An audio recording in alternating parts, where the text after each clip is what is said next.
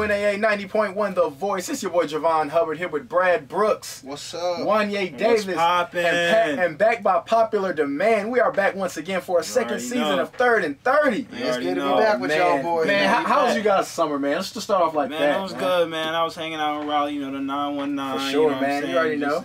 Just working, I missed y'all boys, man. Yeah. Brad, what you been up to, man? Man, we're just holding it down in the 704, man. Just working, man. Time to get back in the grind It's time to get back to the grind, man. Back to it. And it is football season, man. If you like college, if you like NFL, you are excited right now. We are jumping right back in to some statistics, to some news, man. First and foremost, how you guys feel about these first 2 weeks of NFL, man? Man, it was crazy. wild. You know, the NFL season started off with the Chiefs knocking down the Patriots. What? That was wild to me. Like it was just wild to see Alex Smith really look like a #1 overall pick, like how he was a few years ago. And San the Patriots, Francisco Alex Smith. That's what I'm feeling. Honestly, I'm like when San Jim Francisco. Harbaugh was running thing, and then you saw the Patriots who made all these offseason moves, trading away all these draft picks, putting all into this season. And to see them kind of fluke in that first game, it was a head scratcher. I'm gonna tell you, the thing that really struck me during that game was Kareem Hunt.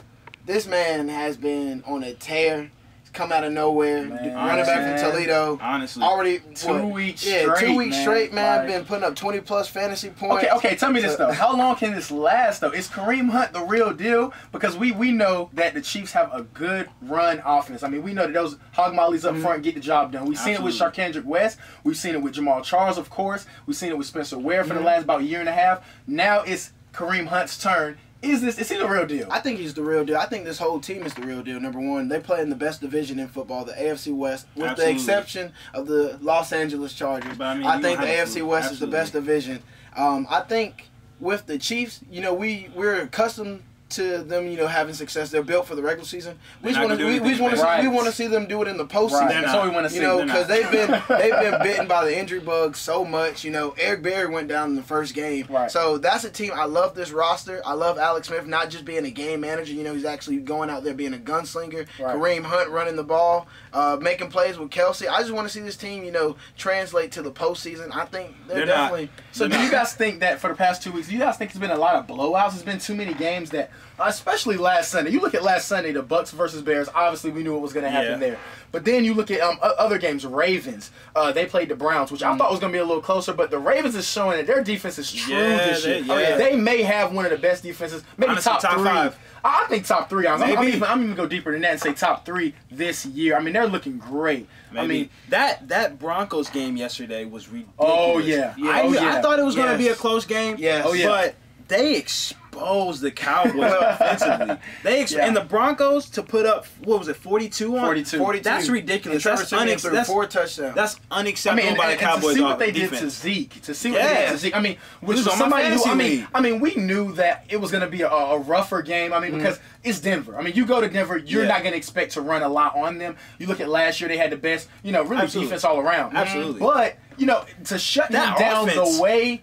Of course, I'm impressed by that offense. offense. Is real. I'm impressed by that offense. But to shut Ezekiel Elliott down the way they did, I think that was just 9 carries for 8 yards. Yeah, I think this team has definitely found their identity. They're going back to their Super Bowl ways. We saw in the Super Bowl how they were able to dominate the line of scrimmage with their defensive line with Von Miller. Who was that? Who was that again? Who was that again? We're not going to say it in the mic so we can hear it. We're not going to talk about that. But anyway, what I was saying about Denver, man. Number one, they have a secondary that is built to go against anybody. That's one of the league, honestly. Like we seen, they have 3 corners that can play man to man, and Chris Harris, Akeem Talib, and their nickel cornerback Roby. Yes, sir. All 3 of those dudes can match up, play man to man, and we just saw how they were able to dominate Dallas. Like you said, expose them. They dominated their offensive line. They were able to shut down the running game with Zeke, and they were able to get under Dallas' skin. And like you said, Dallas really got exposed yesterday with their defense. Okay, so we knew Hurricane Irma.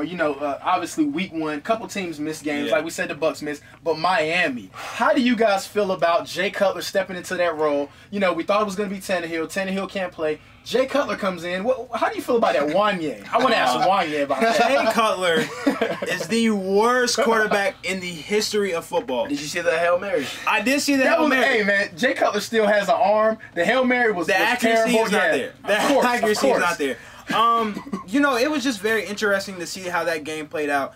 Very interesting that, this man Jay Cutler in May was like, I don't have the passion for it, and I don't want to play football, and then he gets picked up, right. which brings up the cap situation we will talk about later. Oh, that's coming. But Jay Cutler, I mean, it was nice, but.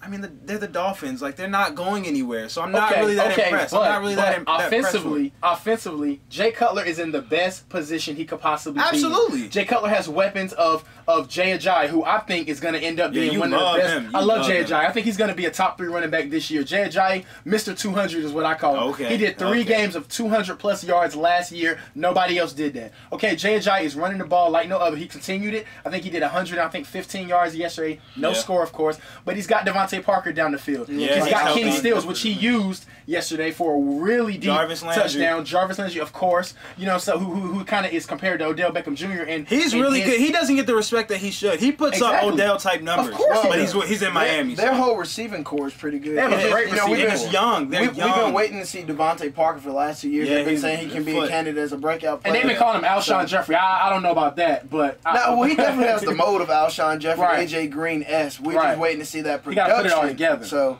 I am a big fan of Devontae Parker. Okay, so NFC Championship rematch. Okay, we saw that. We all saw that. The Falcons again drilling.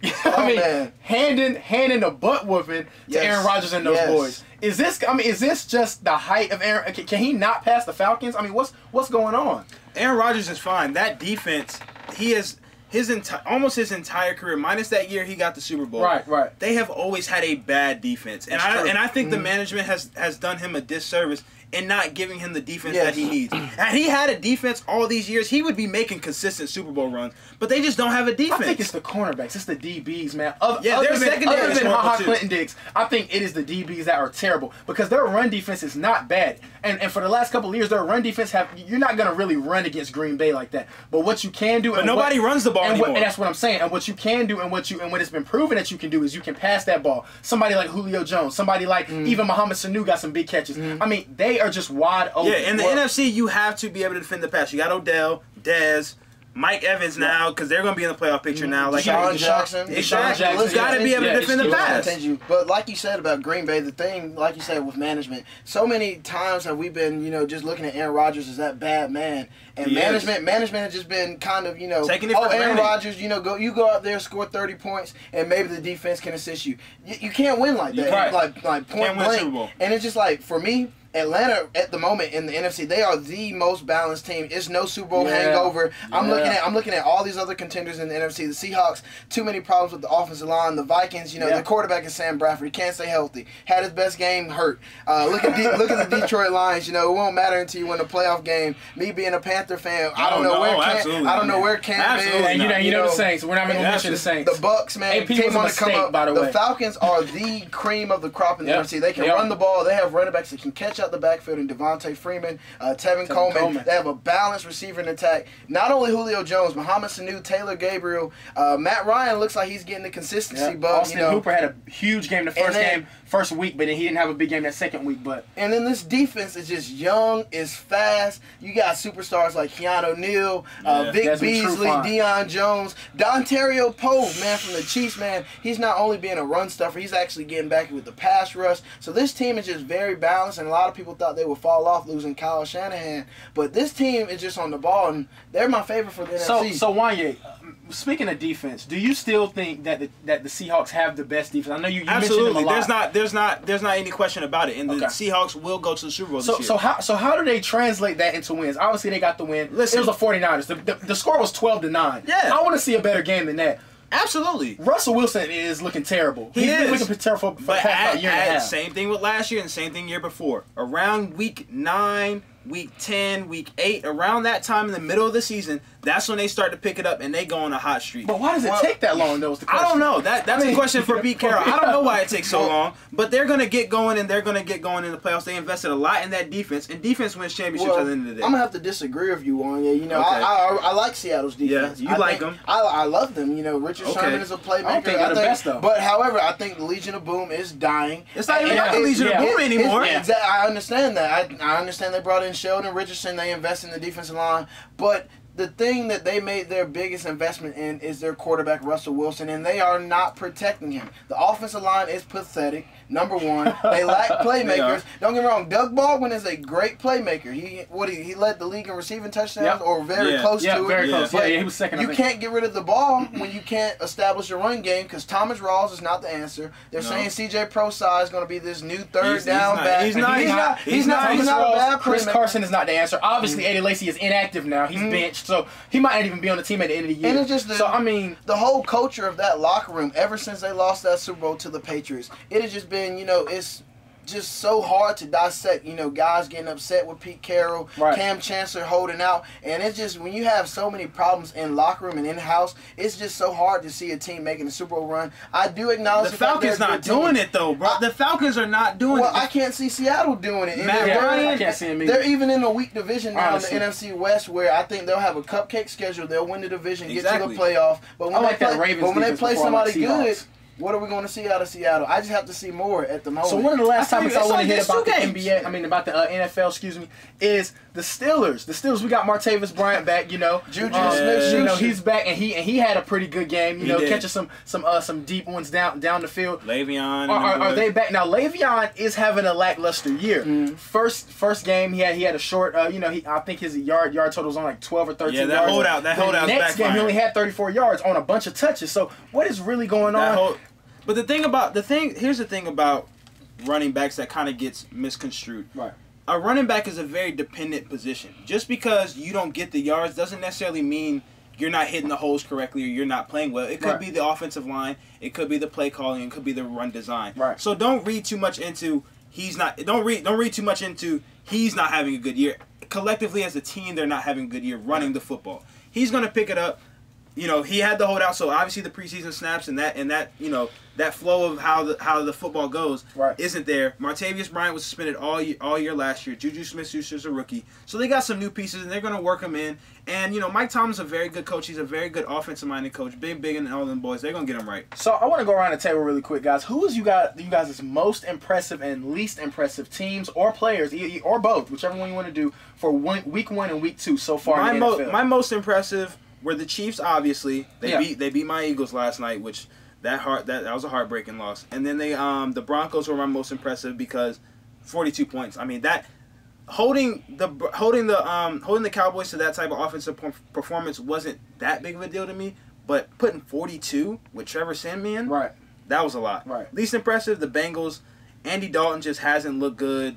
Typical. I mean, I don't know why we expect anything different. A lot of guys are wanting Cap to replace him, which is wild, and that's gonna cause for a debacle in the locker room. Right. And then the Panthers, they're 2-0. They're 2-0, and we've been watching the games together. No reason. The Panthers are 2-0, but they have looked horrible. Cam Newton of it. Cam Newton looks horrible. I tried to tell everyone. Obviously still ailing from the arm. Obviously. No, it's not. This is just how Cam Newton is. Okay, so the first game he overthrows a wide open. Cam Newton. He overthrows a wide open. That is Cameron Newton.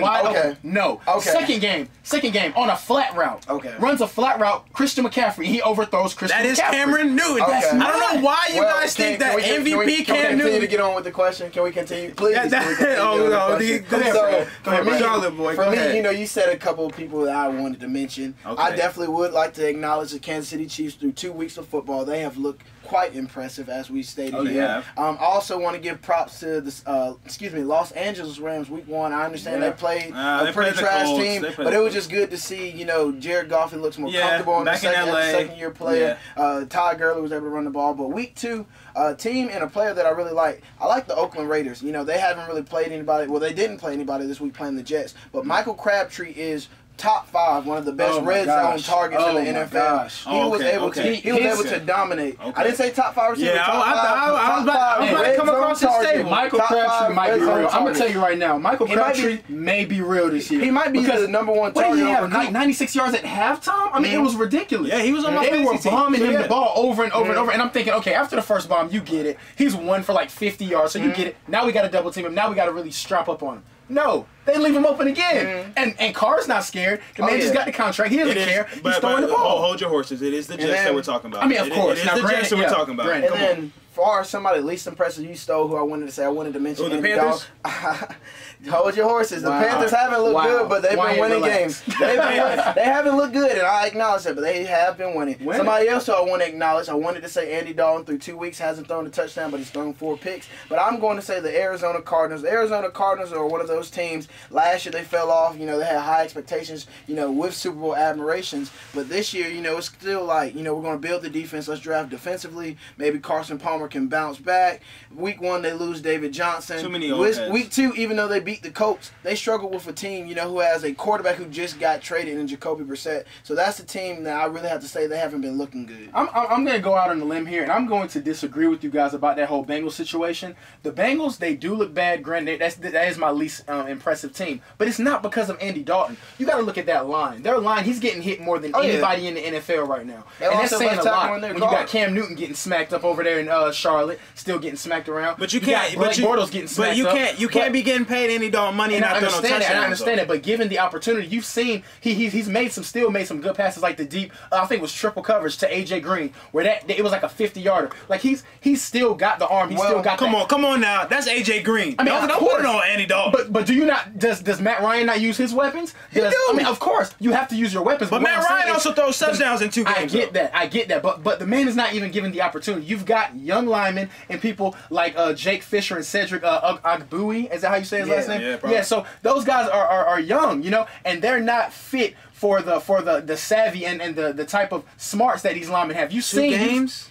But J.J. Watt? I mean, 2 games? Jadeveon Clowney? I mean, I don't understand. You can't give me 1 touchdown in 2 games? I get that. I get that. I completely get that. But, and the reason why I say the line is because their running game is also failing, too. They are dead last right now in running. Very true. And so, and you've got 3 running backs who last year, I mean, you look at Gio Bernard, who can catch out of the backfield. You look at somebody like Jeremy Hill, who's the bigger back, you know, who's kind of the all-down back. Then you got Joe Mixon, who, aside from his off-field situations, we thought was going to be one of the greatest people coming out this week. I mean, this year. So it starts with the line, honestly. We got to go back to the line. Well, to comment on that, like you said, they did lose their left tackle and their left guard this offseason. Yep. But the thing, though, with Andy Dalton, for me, I personally believe that he was a product, you know, of good offensive coordinators. He had Jay Gruden at one point, and he was just able to, you know, maximize him. And then he had Hugh Jackman as well. So they were just able to maximize his talent and kind of, you know, hide, you know, his flaws. And that's something that Andy Dalton, I think he's getting exposed this year. I think this team, their window was 3 years ago. Does Marvin Lewis lose his job? Oh, he's gone. Marvin Lewis is done. It's all about winning, and you know he should have. He's held on for too long. He should have been gone after the year they lost to Pittsburgh. And it's not even necessarily 2 years ago. It's not even necessarily really on him, but you just have to start fresh at this point. Yeah. He's been there for so long, hasn't done anything really, so they just gotta let him go. Honestly, it's just becoming too much. All right, well, moving forward, we got Kaepernick. Okay, we talked about quarterbacks. We talked about, you know, the fact that people like Andy Dalton, like you said, you guys don't agree that he's a good quarterback. So what's the deal with Kaepernick? What's going on? What's the deal with Kaepernick? Well, number one, you know, got to be careful about talking about this because it's a lot going on. It's a touchy situation. The NFL, 31 out of 32 owners, it's old white money. Not to stereotype people, put people in a box. A lot of people do feel that Kaepernick is a distraction. I think, you know, the talent, if the talent is there, you have to take it. I'm looking at quarterbacks that are still in the league. Somebody like Ryan Fitzpatrick, who's led the league in picks before. Who still has a job. Yeah. Granted, he doesn't start, but he still has a job. Blaine Gabbert is still in the league. Jay Cutler was able to sit at the couch at home, and he said his wife had to motivate him to get back into the game. Kaepernick, I definitely think, even though he hasn't really come out and spoke, he spoke to Chris Carter the other day, say, of course, I still want to play. I'm ready to play. I think this man is deserving of a contract, another shot at the NFL. We saw last year, as we mentioned last season on 3rd and 30, that his stats even proved that he did have. If you want me to read his stats proved that he wasn't even that bad. I want to say he had like a 12-to-2 interception ratio. So for the 12 games he played, it was 11 starts because he had to come on mid-game one of the games. 59% completion rate. He did. And I just no. Hear me out. That's weird. Hear me Washington. out. Look, Washington was a college football playoff team last year, and they got smacked by Alabama. Okay, but we're talking about making the playoff. Okay, we're not you're talking about right. winning the championship.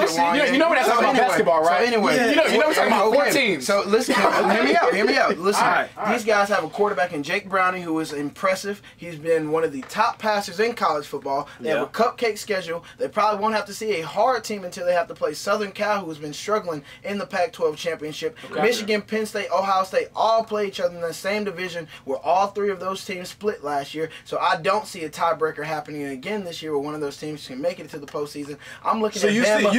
You don't see anybody from the Big Ten making it? Not this year. Whoa. And the reason why I'm saying that, like I just said, the 3 best teams play each other in division. And I feel so you don't think any of those teams can get in with one loss? I understand that. Why I think all 3 of those teams are good enough to make the playoff. Yeah, they're not going to all be unbeaten. However, I think Washington is going to be able to have a undefeated schedule. The committee is going to sit here and say, "Oh, this is a team that went last year. They have a good quarterback. They have a good running back. They have a good defense. They beat Southern Cal, who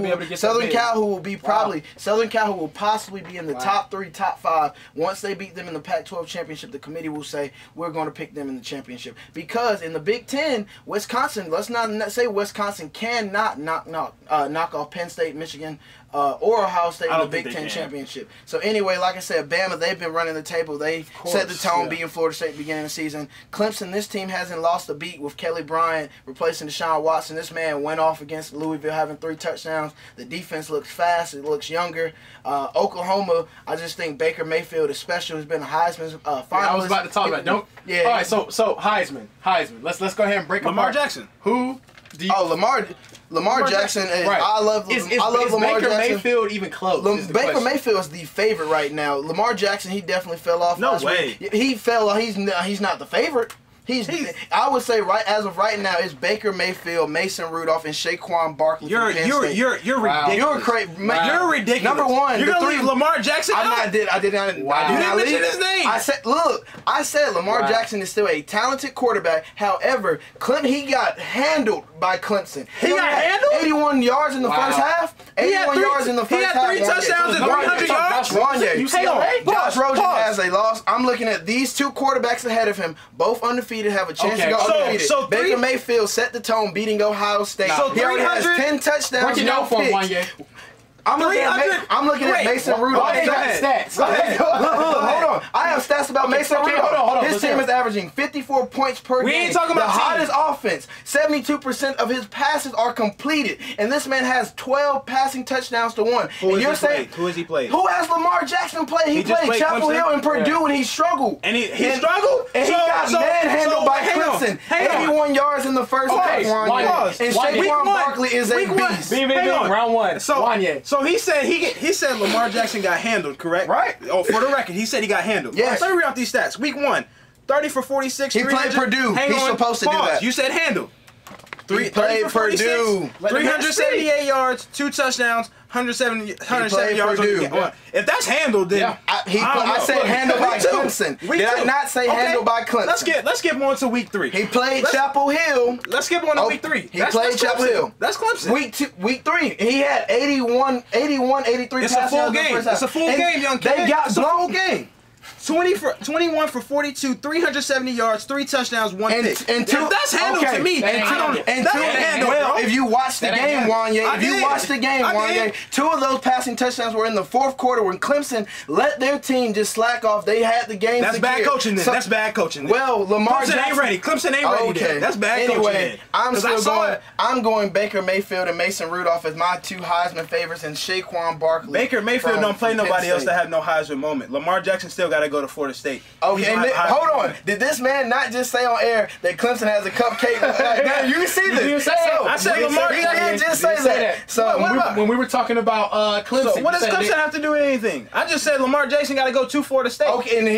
So that's not that's a cupcake game for Clemson, but that's a hard game for Louisville. Clemson plays Florida State at home. That's 2 totally different things. And Clemson went on the road to Louisville and beat the crap out of them. Louisville's not a hard place to play at. I'm not going to fool you. So you're saying you rather go to Louisville than Florida State to play? Okay, so who is getting the championship? Forget the 4. I'm going Bama and Clemson in the championship. It's too easy as of right now, to just pick somebody, if I had to pick somebody right now, I'm going Bama. They look like they can run the table. Bama and Michigan. Clemson has the chance to, you know. So Michigan's your second. Yeah. Okay. Michigan. I'm saying Bama. Michigan is going to be the 3 seed.